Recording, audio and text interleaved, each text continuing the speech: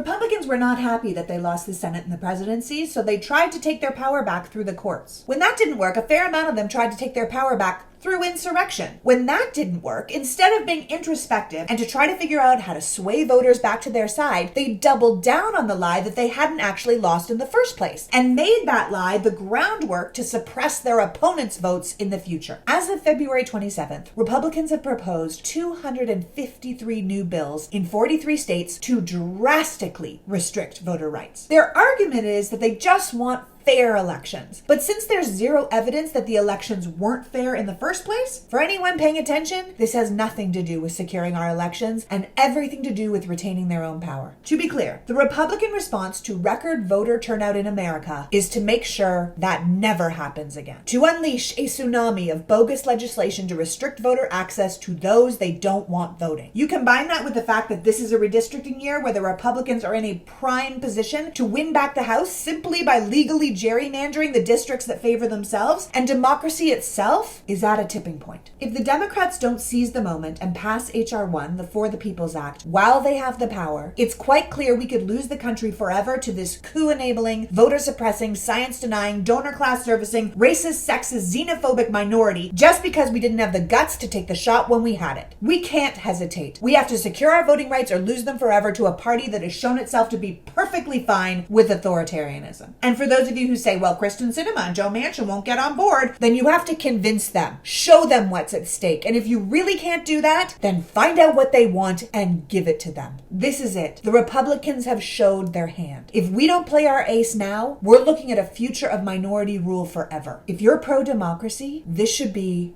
a no-brainer.